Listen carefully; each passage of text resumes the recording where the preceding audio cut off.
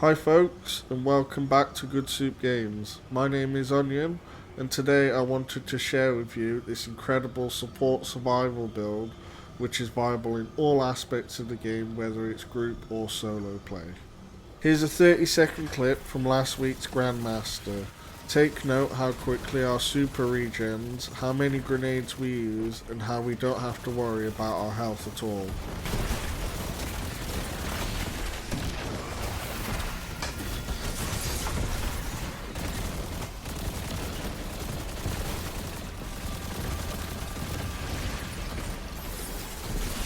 As you could see, we had a boatload of buffs all running simultaneously. The main ones to take note of are Devour, Radiant, Cure, Restoration, Resist, and Fire Sprite. If you're unsure on what any of these do, here's a quick explanation. Devour allows instant health and grenade energy. Radiant gives us a plus 25% damage increase to our weapons. Cure is another source of instant health gain. Restoration supplies us with an uninterrupted health regeneration. Resist is what it says, it gives us more damage resistance. And finally, Fire Sprite. This will give us a plus 10% grenade energy upon pickup. All these and more come together to make a top tier survival and support build. Now let's get into it. So, our exotic of choice is the Speaker's Sight Helm, which comes equipped with the exotic perk, The Lost Voice. This makes our healing grenades spawn restorative turrets, and on occasion spawn an orb of power from healing allies. Speaker's Sight plays an integral role in our survival, and more importantly, the support and survival of our team. Now let's get into the rest of the build setup, so you too can become the ultimate Healy boy. First aspect we'll be using is Helion. This handy solar companion comes along when we activate our class ability, firing solar mortar shells at our enemies. Kills with Helion will activate Devour, ignite combatants through Scorch, which causes them to explode, and for unstoppable champions this will stun them. Our second aspect is Feed the Void.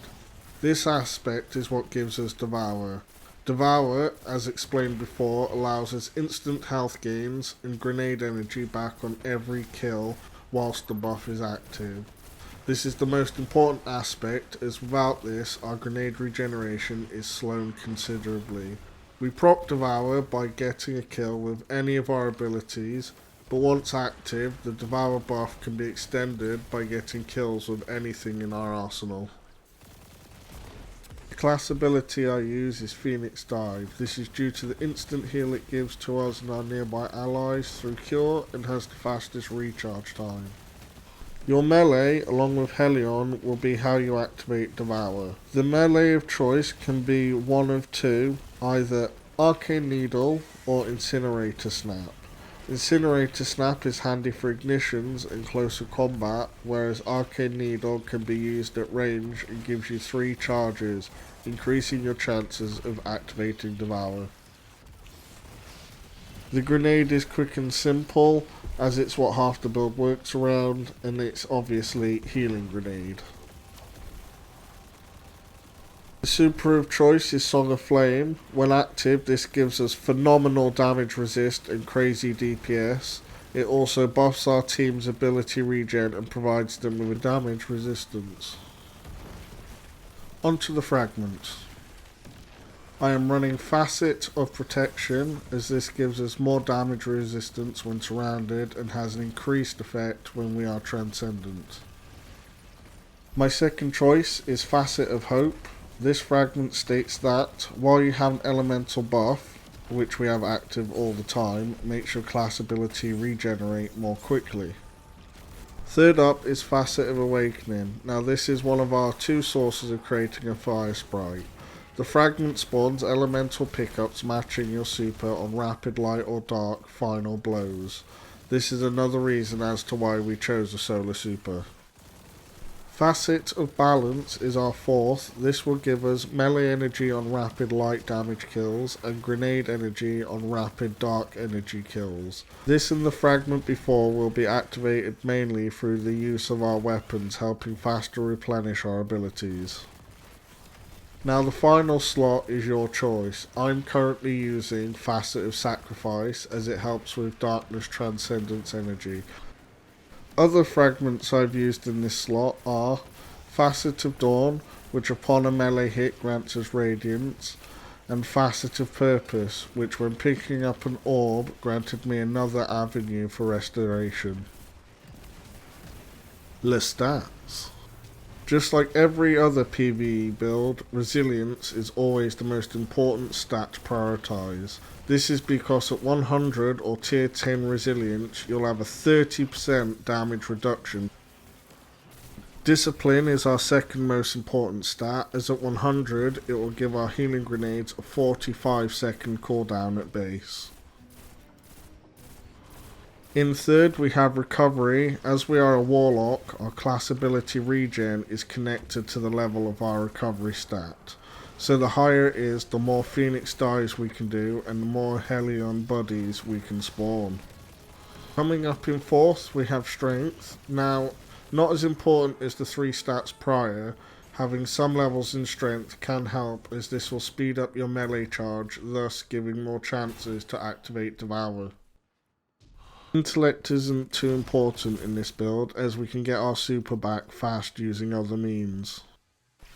And last and very much least, Mobility. This can be as low as you can get it as it's pretty much a dead stat in PvE for Warlocks. Now let's have a look at our weapons. So, to complete our ultimate support build we needed an ultimate support weapon. This is where the solar auto rifle, no hesitation, comes into play. This auto rifle is quite unique with its frame, which changes the way you use it. The no hesitation comes with the frame, support frame. This not only allows you to deal damage to enemies, but also heal your allies. So the way no hesitation works is you'll need to damage an enemy first. This will fill the bar under your reticle. Once this is filled, you can hip fire your teammates, healing them, and by healing them you'll get a buff called Support Frame Boost. This will apply a 10% damage boost to your weapon. This can be a constant loop as well, so your fire team will have almost limitless healing and yourself a nice little damage boost. The no hesitation is a craftable weapon found on the Pale Heart, so being able to choose your perks is much easier. The barrel, mag and masterwork are of all your choice. My recommendations for the main perks are Incandescent, as it's great for crowd control as it causes enemies to ignite. This will also synergize with a seasonal mod we have equipped, but I'll speak about that later. Now this second perk I believe is a must have as it elevates the no hesitation to another level, and that of course is Physic.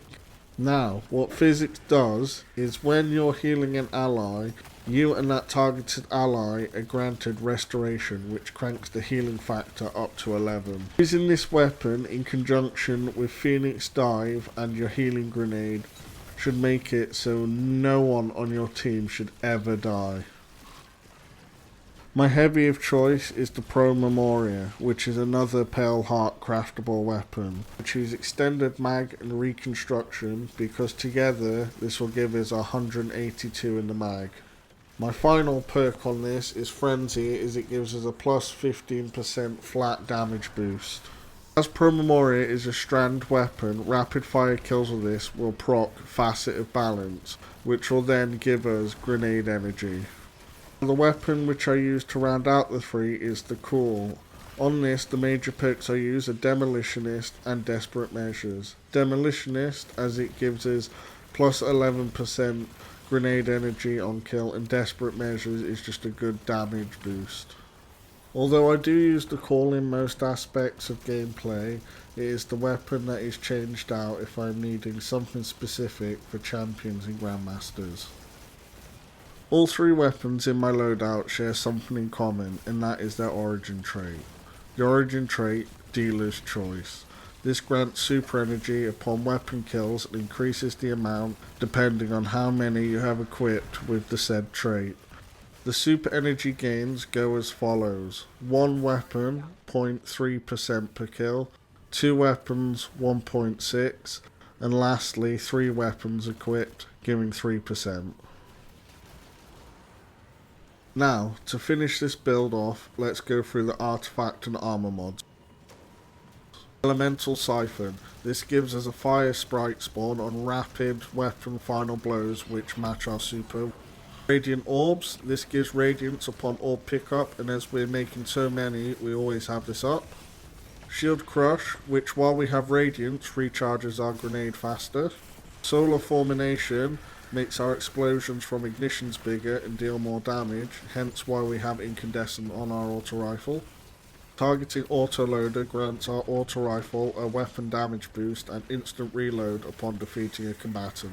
Lastly from the artifact, and the most important, is Sustained Fire. This is what is going to give us the resist perk from continuously damaging enemies with our auto rifle. This is what's going to make us tank so much damage. The armor mods. In the helm we have Dynamo. This gives super energy on class usage near enemies, and the other is Solar Siphon, which creates an orb of power on rapid solar weapon kills. On my arms I use 1 grenade kickstart. This mod can give a varied amount of energy back depending on how many charges you have. The second mod on my arms is 2 impact induction mods. This will grant me 17% grenade energy back after hitting an opponent with a melee attack. On my chest I just use resistance mods corresponding with the damage of my enemies. On my legs I use Innovation. On an orb pickup I'm granted 10% grenade energy. I also use Insulation. This gives us 4% class item energy on orb pickup. And finally Absolution, which grants 5% energy to all abilities. Lastly, on my boots I run 2 bombers, as it gives me 17% grenade energy on class ability use, and 1 Reaper mod to get more orbs after the use of my class ability. And there you have it, what I believe to be the best support build at the moment. If you have any ideas on how to improve it, please leave a comment. Thank you for watching. I hope this video inspired you to try this build or a variant of it. A like, comment and subscribe would be greatly appreciated from us. Until next time, this has been Good Soup!